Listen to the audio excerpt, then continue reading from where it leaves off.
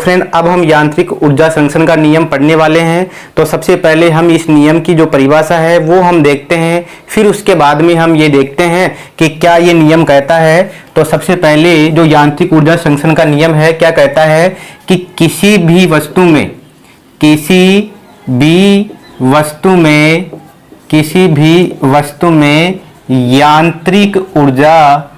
यांत्रिक ऊर्जा का मान नियत या संरक्षित रहता है। नियत या संरक्षित रहता है। इसका मतलब क्या है कि कोई भी वस्तु है, जैसे मान लो ये पेन ही है, तो इसमें जो यांत्रिक ऊर्जा होगी, जैसे मान लो इसको फेंकते हैं, गति करते हैं, तो कोई भी जैसे मशीन है, मतलब जहां कहीं पर भी जिस किसी में भी यांत्रिक ऊर्जा होगी तो उसके अंदर जो यांत्रिक ऊर्जा का जो मान है वो नियत रहने वाला है, यानी वो ऊर्जा का मान कभी भी नहीं बदलता है। अब देखते हैं कि यांत्रिक ऊर्जा होती क्या है। यांत्रिक ऊर्जा होती है गतिज ऊर्जा प्लस स्थितिज ऊर्जा। गतिज ऊर्जा और जो स्थितिज ऊर्जा है उन दोनों के योग को ही यांत्रिक ऊर्जा कहते हैं।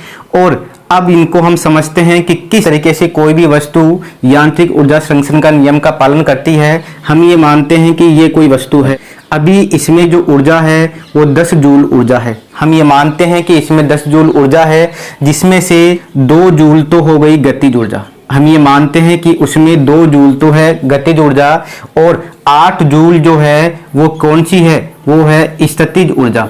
हम ये मान लेते हैं एक बार के लिए, कोई सिस्टम है, कोई वस्तु है, उसके अंदर जो 10 जूल क्या है ऊर्जा है, और 2 जूल तो उसमें से गतिज ऊर्जा है, और 8 जूल क्या है स्थितिज ऊर्जा। अब ये वस्तु गति करके इधर आ जाती है। हम ये समझते हैं कि इसके अंदर जो यांत्रिक ऊर्जा का मान है वो बदल गया है। इसके अंदर यांत्रिक ऊर्जा का मान नहीं बदला है, गतिज ऊर्जा और स्थितिज ऊर्जा के मान में जरूर परिवर्तन आया है। तो देखिए आप, जैसे यहाँ पर अब हम देखते हैं कि इसमें यांत्रिक ऊर्जा का मान क्या है, तो अभी भी इसके अंदर यांत्रिक ऊर्जा का जो मान है वो कितना रहने वाला है, 10 जूल ही रहने वाला है। कितना रहने वाला है, 10 जूल ही रहने वाला है, यानी वो मान बदलेगा नहीं।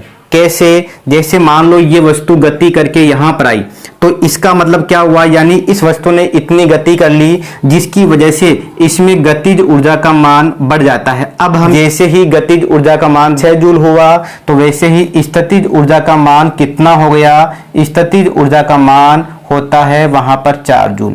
तो इस तरीके से देखिए, इधर भी कुल जो ऊर्जा थी वो कितनी थी, 10 जूल थी, और इधर भी जो कुल ऊर्जा है वो कितनी है, वो 10 जूल है। इस तरीके से कोई भी वस्तु हो उसका जो यांत्रिक ऊर्जा का मान है वो नहीं बदलता है। जैसे कोई भी मशीन है, जनरली जो मशीनें वगैरह है वो किस में काम करती है, वो जनरली यांत्रिक ऊर्जा में काम करती है। जैसे कि विद्युत मोटर हुई, मोटर क्या करती है, विद्युत ऊर्जा से किस में बदलती है, यांत्रिक ऊर्जा में बदलती है, यानी वहां पर गतिज ऊर्जा और स्थितिज ऊर्जा आ जाती है। कि होता क्या है कि यहाँ पर यदि किसी वस्तु में गतिज ऊर्जा का मान बढ़ता है तो स्थितिज ऊर्जा का मान क्या हो जाएगा, स्थितिज ऊर्जा का मान घट जाएगा, और यदि स्थितिज ऊर्जा का मान बढ़ता है तो गतिज ऊर्जा का मान क्या हो जाएगा, गतिज ऊर्जा का मान यहाँ पर कम हो जाएगा।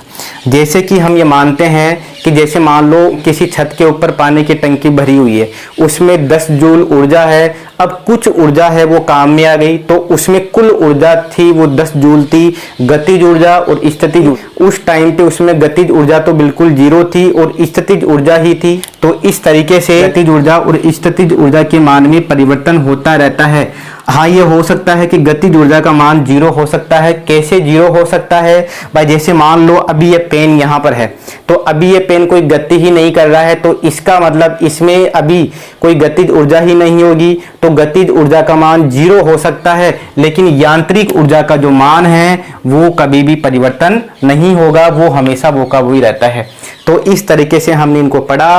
फिर भी यदि आपको किसी तरह का कोई डाउट हो तो आप कमेंट सेक्शन में कमेंट करके पूछ सकते हैं। Okay friend.